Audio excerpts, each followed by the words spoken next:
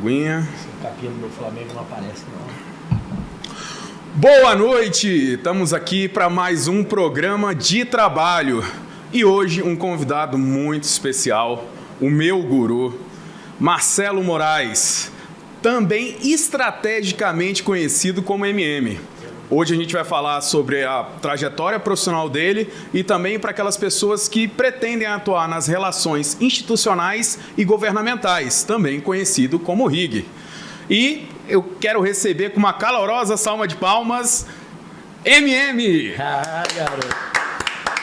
Vamos aí, firmes. Prazerzão estar com você aqui, Brigadão o mesmo. Criador do MM, nós vamos contar essa história, né? Vamos contar essa história. Então tá bom. E aí, como sempre, eu faço umas perguntas, você se apresenta e a gente engatilha na entrevista. Então vamos lá. Nome? Marcelo Moraes. Profissão. Moraes com E. Moraes com E, muito bem. Profissão é difícil, viu? É. Você tem tempo? Tendo. A gente vai ter muito tempo Rapaz, aqui. eu sou um cara de muitas profissões, mas formação, eu sou administrador, advogado. Perfeito. Né, e comunicador. Mas depois nós vamos saber as profissões diversas aí, empreendedor nato, desde muito novo, e tem bastante coisa pra gente contar. Querendo falar ou não, porque esse é muito particular, quanto tempo de profissão? Nada, falo com o maior orgulho. 32 anos vou fazer esse ano. 32 anos, sabe? Comecei 33, né? Tem 31 de Fricó, né? Com 16, eu comecei com 14. Tô com 37, vou para 33 anos de trabalho esse ano. Dia 14 de outubro eu faço 33 anos de trabalho de carteira assinada no dia 14 de outubro de 89. 89. Office boy. Eita, muita coisa que se viu. Então vamos lá. Já temos um start e como você mesmo falou, você começou a trabalhar aos 14 anos. Isso. Começou como? Porque cara, tão novo. Vou te ser sincero, meu pai já era lojista, né? Meu pai ele veio ele era atacadista, na verdade. Quando inaugurou o Park Shop em 85, ele se tornou um varejista. Então com lojas e tal nos shoppings e parará, e eu gostava daquele mundo do varejo, sempre gostei de estar na loja vendo as coisas acontecerem, conversando com o cliente, público. E aí ele percebeu que eu gostava mais de trabalhar do que estudar. Eu sempre fui um bom aluno, tá? Nunca tive problema com isso não. Mas eu era realmente mais do trabalho. E aí ele me fichou, falou, você tem que começar aprendendo coisas básicas, fichou minha carteira de trabalho nesse dia 14 de outubro de 89, 4 anos depois dele virar varejista, e eu comecei a fazer trabalhos assim, administrativos no escritório, conhecer essa coisa de banco. Hoje em dia não existe mais. Não existe. Antigamente era o trabalho básico do boy era fazer banco. Então era pegar todos os cheques do dia anterior, as secretárias arrumavam aquele movimento todo, entregavam pro boy e o boy ia pra fila do banco. Então peguei muita fila em banco. Não, primeiro você já falou coisas que eu acho que a geração já nem tem ideia. Cheque, né? Cheque. Pô, não existe mais, né? Tinha também aqueles papelzinhos, né? Os canhotinhos que tinha você cheque, tinha nota promissória, tinha bom para. O bom para era que você fazia venda predatada, dividia em 6 vezes, cada chequinho é com uma datinha. O dia 1 do 6, 1 do 7, 1 do 8, 1 do 9. Nossa. E aí o financeiro ia fazendo esse fluxo, né? Coisas que não existem mais, mas é importante a galera saber que existiram, porque coisas que existem hoje, e isso está muito mais rápido que no passado, não existirão muito em breve. Perfeitamente. Então cuidado com a carreira que vocês vão escolher. Não, eu estava num programa passado, a gente entrevistou o advogado, ele falou que quando ele começou a estagiar, ele tinha aquela burrinha, né? Que era aqueles carrinhos de levar processo. E hoje tudo digitalizado, os moleques não vão nem sonhar o que é isso daí. Pra sorte deles, viu? Que carregar ali, às vezes, eram quilos e quilos, né? Então o carrinho não era à toa, né? Não era um luxo, era uma necessidade. Meu cara levava o processo inteiro pro escritório. Um absurdo, é impensável. Foi lá, começou como office boy. Isso, aí com 16 anos, meu pai era dono da Elos nessa época, né? Nossa. E uma marca de roupa que ainda existe até hoje e tal. Elos ele era o franqueado da Elos na região centro-oeste, não era dono da marca. E aí, na década de 90, houve um plano econômico no governo Collor. Perfeito. Quebrou muita gente. Para muitos foi triste. Meu pai foi um exemplo. Para quase todos, na verdade. Houve um confisco. Imagina, você tem teu dinheiro no banco hoje, de repente vem um presidente e fala assim, a partir de agora esse dinheiro todo aí está travado, bloqueado. E ninguém sabia, não vazou, né? Então, a partir daquele momento, o fluxo de caixa acabou e as empresas quebraram. E a nossa não foi diferente. Então, meu pai fechou as lojas todas e sobrou um ponto do Park Shopping, né? Que era a Elos do Park Shopping. Aí eu e meu irmão tinha 19, eu tinha 16 anos. E aí falou, deixa esse ponto pra gente tentar fazer alguma coisa. Falou, vocês têm 30 dias para achar um negócio. E aí veio a história da Fricórnia, que foi em 1991. Falar nisso, abração, Guto. Abração, Isso. viu? Guto Moraes tá morando em São Paulo agora, né? É isso. Tá lá na correria, mas... Não, já voltou. Já voltou? Já voltou. Não, isso aí, que bom. E aí começou a Fricórnia, que é uma história legal pra gente contar. O calçado, na época, é porque a gente tem que levar para aquele tempo, né? O Brasil era fechado, as fronteiras brasileiras eram fechadas. Então era proibido você importar vários tipos de produto para proteger a indústria nacional. E o calçado esportivo era um. Então a gente usava quichute, que era um tênis fuleiragem total, era quase uma chuteira. Né? E aí, quando teve a oportunidade, o Collor abriu o mercado, começou a poder importar produtos. Meu pai estava em Manaus, falou assim, conheci um cara aqui que vende tênis, interessa a vocês? Pô, tênis pra gente era um carro. Não, até hoje. Hoje o tênis, a indústria do tênis está cada vez mais evoluída. Isso, e pro adolescente, eu tinha 16 anos. O pisante, viu, pros mais novos, para saber. Eu tinha 16 anos, então pro adolescente, né, o tênis é realmente um carro, é o que ele tira onda, é o tênis e o celular hoje. Com certeza. E aí ele falou assim, interessa? Eu falei, porra, claro que interessa, né? Tênis, claro. E aí o Guto foi a Manaus, fez uma primeira compra lá em Manaus de 30, 40 pares de tênis, era o que tinha, né? Uhum. E meu pai falou assim, é com vocês. Eu só dei o ponto. Né? E aí começamos, vendeu tudo no primeiro fim de semana. Ele falou, opa, a chama veio. Né? A chama veio. Aí voltou, trouxe 150, aí voltou e foi indo. Hoje tem alguns milhares de pares em estoque aí, com 8 pontos. Sim. 31 anos depois, uma empresa local, brasiliense, sempre foi uma marca local. Concorremos com todas as grandes marcas brasileiras. Verdade, né? E podemos dizer com muito orgulho e com muito trabalho e suor desses 32 anos de Fricórnia que vai fazer agora em julho, que uma empresa genuinamente brasiliense, graças aos brasilienses, derrubou todos os nossos concorrentes que vieram para cá. Tentaram nos quebrar alguns, né? Mas não conseguiram, estamos firmes e fortes. E isso na responsabilidade foi dos 16 até que idade na Fricórnia? Na Fricórnia, eu ainda sou sócio da empresa, né? Mas eu não trabalho mais no dia a dia. Na Fricórnia eu fiquei até o ano 2001, 2002, 2003 mais ou menos, no dia a dia da empresa. Né? A partir daquele momento a gente fez um acordo e eu comecei a tocar outros negócios que me interessavam mais. Né? Antes de entrar nos outros negócios, só uma pergunta, porque a gente sabe quando uma pessoa cria um negócio, uma pessoa jurídica, né? É outra pessoa, seu filho, né? Com certeza absoluta. Então a pergunta que eu faço é a seguinte, esse processo de sair um pouco da gestão da Fricórnia e tocar, como é que é isso? Porque tem muita gente que não larga o osso, cara, né? Foi muito bom você ter falado isso, porque eu fiz um curso há muitos anos, há 20 e tantos anos, nessa época, um pouquinho antes dessa decisão que eu tomei, que o cara falava assim, não tenham apego ao negócio. Sim. E negócio familiar, geralmente, tem o apego. Porque é isso, é o filho, né? Porque eu criei, eu inventei, é meu, e meu pai, meu sobrinho, meu filho, minha tia, meu papagaio. Eu sou de uma corrente que negócio, para mim, é negócio. Então ele tem que dar dinheiro, ele tem que dar satisfação, ele tem que dar lucro e ele tem que ser um bom negócio para você vender um dia, né? Então quando eu tomei essa decisão, eu tomei assim, totalmente ciente que eu não estava abandonando um filho, porque o filho estava bem cuidado, mas por outro lado eu queria ter outros filhos, né?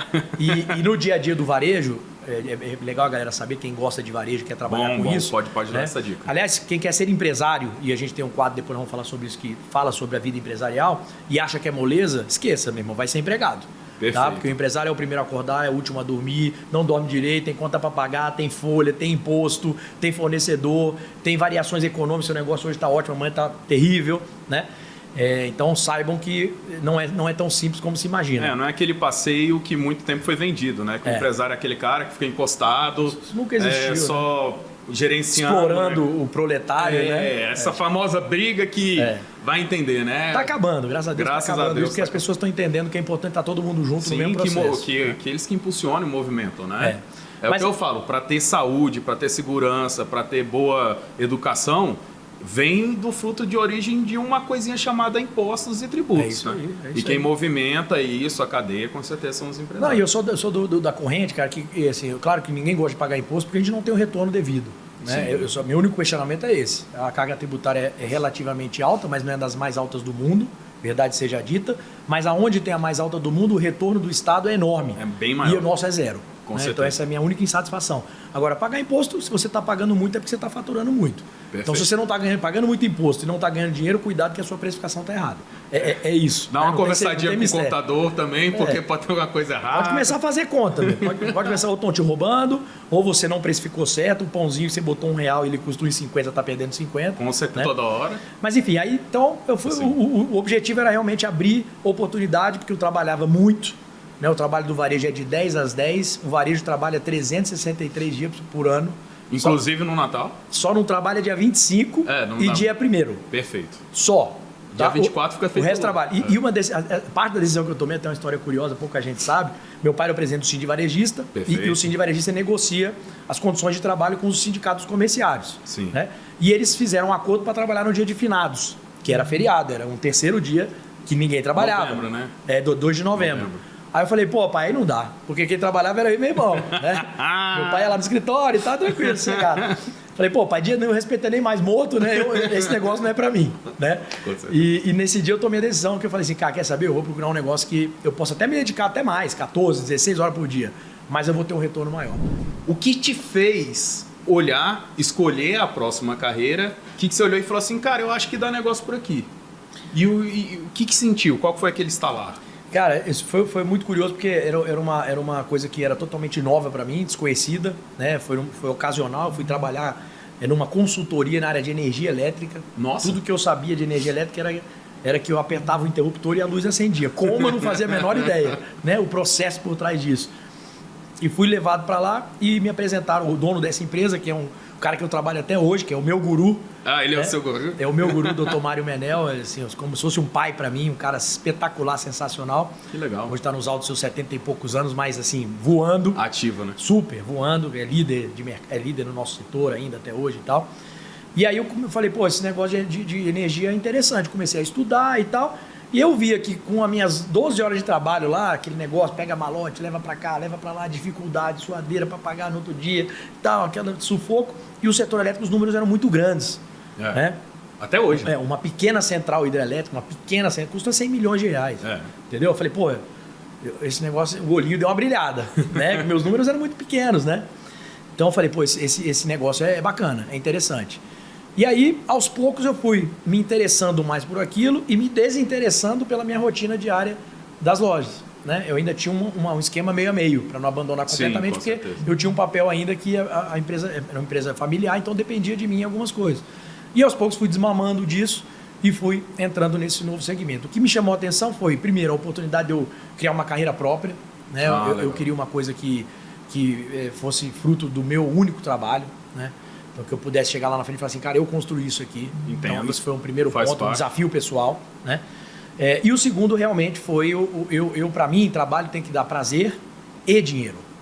Com certeza. Só prazer não vale a pena. Só dinheiro não vale a pena. Você falou que fazia essas relações governamentais. O que é? Você representava alguma empresa? Como é que é isso para o nosso... Cara, a Domínio Consultoria hoje, né, é uma empresa que a gente faz estratégia e inteligência da informação. Legal. Relação institucional e governamental é a defesa legítima de interesses legítimos. Tá? Perfeito. É o que a gente chama, todo mundo conhece mais como lobby, né? Sim. É o lobby, que foi uma palavra que acabou ficando pejorativa no Brasil, mas ela não tem... Que diferente nos Estados Unidos já é uma profissão, o pessoal é chamado mesmo de lobby. De lobista, né? Isso. O lobby, na verdade, por que chama lobby? Porque antigamente os lobistas iam para o lobby do hotel, onde eles conversavam com os congressistas, explicavam, ou para o lobby do Congresso, né? Sim. Da casa parlamentar, onde eles explicavam quais eram as suas angústias em relação a determinados temas, e depois esses parlamentares iam lá e defendiam, votavam a favor ou contra. Tá? Então essa conversa se dava no lobby, né? Seja do lobby da Casa Legislativa, seja no lobby de um hotel, por exemplo. Tá? E por isso que o nome é lobby. Tá? Então não tem nada de ilegal. E relações governamentais muito menos. Com certeza. Né? Quem faz coisa errada não é lobista, é um operador, tá? É um criminoso. Essa separação é super importante de fazer. Tá? Então, a relação governamental é a defesa de interesses, defesa técnica de interesses legítimos. Tá? Se a gente fosse fazer um resumo bem simplista. Perfeito. Tá? E o que a gente faz? Por exemplo, você quer trazer um vinho para o Brasil e esse vinho precisa de um registro na Anvisa. Eu sei, tá? Eu trabalhei com bebida. Então, pronto.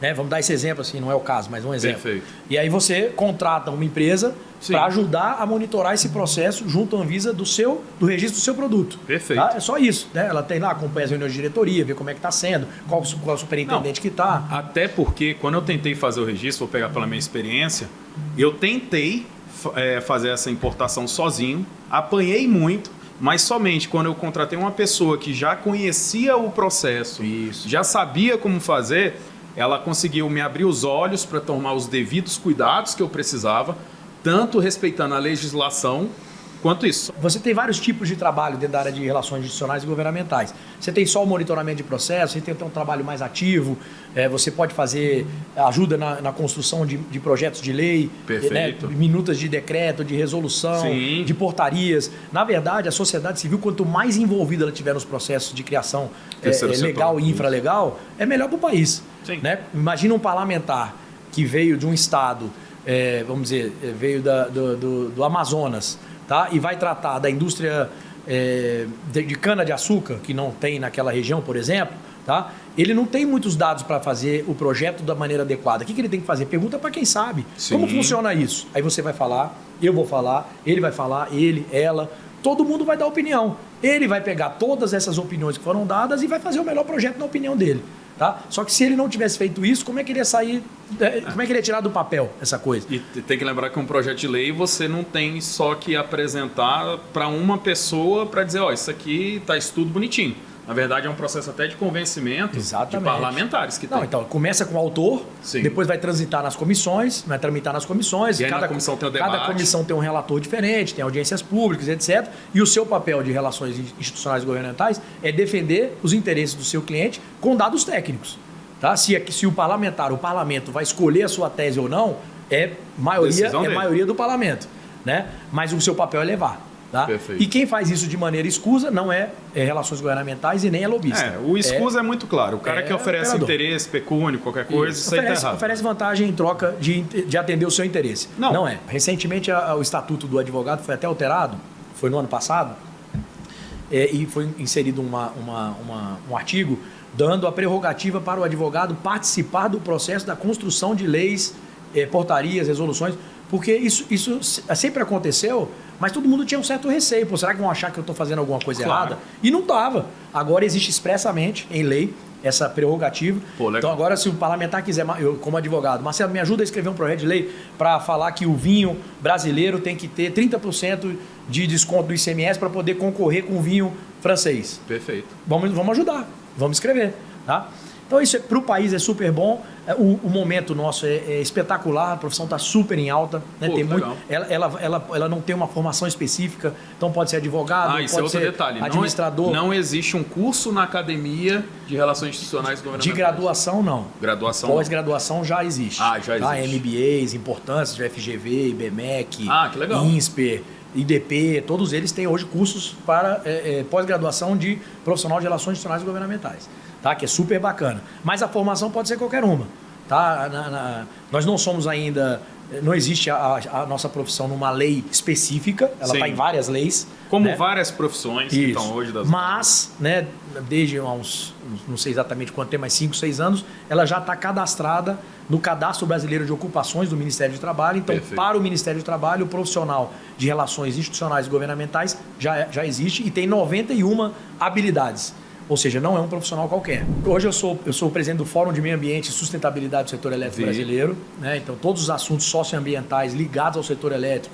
Então, eólica, hidrelétrica, térmica, nuclear, fotovoltaica, hidrogênio, tudo que impacta essas novas fontes, novas tecnologias e o que impacta a comunidade, tudo isso é tratado dentro desse fórum em nome de todo o setor elétrico brasileiro. É um fórum permanente? É permanente, já existe há quase 20 anos. Perfeito. É meu terceiro mandato já na presidência do fórum, é um fórum nacional. Né? Então a gente faz grandes discussões com o Ministério do Meio Ambiente, com o IBAMA, com ONGs, com o CNI, com o Congresso Brasileiro, Poder Executivo de uma forma geral, Minas Energia, Presidência da República. Né? Fui convidado agora, inclusive, pelo Fórum para fazer parte do Conselho de Desenvolvimento Econômico, Social e Sustentabilidade da Presidência da República, que é um conselho que vai assessorar o presidente Lula na condução dos assuntos ligados ao setor produtivo. Né? Então a gente vai ficar com esse viés mais de sustentabilidade. Então tem esse trabalho do Fórum. Tem o trabalho no conselho que nós vamos fazer agora da Presidência da República, tem o trabalho na Associação Brasileira de Investidores em Autoprodução de Energia, que eu sou vice-presidente. Então são empresas grandes consumidores de energia que geram energia para consumo próprio. Então, em vez do cara comprar da Neoenergia, né, ele vai lá e constrói uma hidrelétrica e essa hidrelétrica gera energia para o negócio dele. Então são grandes, Vale, CSN, Gerdau, Votorantim, empresas muito grandes. São 15 empresas, essas 15 empresas consomem 20% da energia do Brasil inteiro. Nossa! Você tem uma ideia. É assustador. Tá? É mesmo. Elas produzem 20% e consomem 10%. né? Os outros 10 elas vendem para o mercado quando tem excedente a condições igualitárias com qualquer outro produtor. Perfeito. E aí sou do Conselho do Meio Ambiente da CNI também, sou conselheiro lá já há bastante tempo, quase 10 anos. Enfim... Mas eu estava falando também da Associação Brasileira de Relações Isso, lá Institucionais. eu sou fundador da associação, nós fundamos essa associação em 2007, com 7 membros, né? Eram 7 membros, nós tínhamos 7 associados, Associação Brasileira de Relações Institucionais e Governamentais. Perfeito. Então fui fundador, fui vice-presidente dela durante 2 ou 3 mandatos, e agora estou acompanhando um pouquinho mais de longe, porque estou com muita coisa para fazer, não estou podendo contribuir, então eu não gosto de atuar onde eu não ajudo, né? Perfeito. Mas o trabalho está seguindo e hoje são mais de 600 profissionais na associação. Ou seja, elas tinham 7, hoje são mais de 600. Perfeito, perfeito. Pô, aí essa atuação, então você se identificou muito com... E aí você atua pela Domínio, né? Pela Domínio. Domínio Consultoria. Quando eu vim para a consultoria, a consultoria que eu trabalhei do Dr. Menel, que eu falei lá atrás, ela era uma consultoria na área de energia elétrica. Perfeito. Então me especializei naquilo no início. Hoje 40% dos meus clientes são dessa área. Perfeito. Mas hoje a gente atende outros 15 segmentos da economia. Hoje eu atendo clube de futebol, eu atendo game, eu atendo uma máquina fabricante de equipamentos agrícolas, varejo, mercado imobiliário, construção civil, benefício trabalhador, vale alimentação, mas vale refeição. Mas tudo para toda a área, na área de tracionamento, de vendas, tudo. Não, a gente faz a parte de relações institucionais e governamentais. Perfeito, eu não lido com, não é um B2B ali, né? Sim. Um B2C, é um B2B. Meu papel é monitorar, por exemplo, varejo. O que é? É um projeto de lei, a gente acompanha e monitora um projeto de lei, por exemplo, tá? Que quer acabar com o 13º aluguel de shopping center. Sim. Tá? Esse é um caso real. Né? Está rolando. O único contrato do planeta que prevê um 13º aluguel é o contrato de shopping center no Brasil. É o único no mundo. Tá? Já não é um contrato tranquilo, né? Não, ele não tem nada de tranquilo. Ele é tão intranquilo que ele prevê até isso. Né? Então, esse é um caso, por exemplo, que a gente trabalha com varejo, né? Entre outros projetos, claro, obviamente. Máquinas e equipamentos agrícolas, ajudar a um ambiente de negócio, conectividade. Então as máquinas hoje elas são todas automatizadas, 5G todas 5G. Então o que nós temos que fazer? Ajudar a levar a conectividade para o campo. Então a gente tem que levar para o governo, as máquinas que estão chegando ou sendo produzidas no Brasil, não tem mais motorista, não tem mais piloto. Elas são todas automáticas, são todas automação, sim. Elas são guiadas à distância, né? Então, o campo tem que ter conectividade, nós temos que levar a internet para o campo. Perfeito. Então, é esse tipo de trabalho que a gente vai levando e que vai fazendo o país avançar. Tá? Se não existissem as relações governamentais, o avanço de qualquer país seria muito mais moroso. Porque quem empurra é a sociedade civil. Se a gente depender do governo, do Estado, esquece. Tá? As coisas vão levar 5, 10, 15, 20 anos. Quem empurra é a sociedade civil organizada. Ou conhecido também como terceiro setor. Né? Ou terceiro setor. Aí o governo tem que entender o que é bom e o que é ruim, o que está bem intencionado, o que não está, o que tem falcatrua, o que não tem, e caminhar com, né, cada governo caminha como acha melhor. Bom, gente. Deixa eu despedir, agradecer, né? Claro, agradecer, não. Você que fica à vontade. Sei que a turma tá doida para ir embora já, mas agora também vocês vão ter que me aguentar. Me tirar de casa segunda-feira à noite. Não, mas com certeza. Mas só para agradecer, te dar os parabéns pelo trabalho. A gente nem falou da parte da Record também, que a gente tem um quadro na Record. Perfeito. Há 4 anos, o Brasil em Ação para ajudar o setor produtivo. Então, passa no DF Record às 7h30 da noite, lá com Porta Nova toda quinta-feira. Porta Nova, gente boa, existe. Também faço gratuitamente, nunca cobramos nada de ninguém, nem vamos cobrar e nem deixo cobrar, para ajudar o empresariado local. Então, sei a importância que o seu programa tem para a galera que está escolhendo, para ver qual vai ser o seu caminho de vida. E eu queria terminar te dando os parabéns, né? Desejar muito sucesso. Foi um prazerzaço estar com você aqui, cara. E te ajudar nessa empreitada. Eu espero que daqui a alguns anos a gente fale, lembra? Fiz o primeiro, agora eu tô bombando e tal. Eu acho que esse é o caminho, porque eu acho que a pegada que você escolheu é muito, muito interessante. E eu queria terminar como eu termino o Brasil em Ação. Perfeito. Que é com uma frasezinha super simples, que é eu acredito em você. Acreditar na gente é fundamental para quem é jovem, vai escolhendo o que quer fazer na vida. A primeira coisa que você tem que ter, que a pessoa tem que ter, é confiança na capacidade dela. E se você não está confiante, estude mais. Estude mais, entenda melhor, leia, né? Procure se informar para você adquirir a confiança que você precisa e conseguir ter sucesso naquela profissão que você escolher fazer. Vai para cima. Cara, muito obrigado, perfeito. Melhor maneira de terminar isso. E para você, se inscreve no canal, galera, curte esse vídeo, isso ajuda também a gente a divulgar um conteúdo produtivo na web e a gente está precisando. E foi mais um papo de trabalho. Então, para você, uma boa noite, esse papo de trabalho. Abração!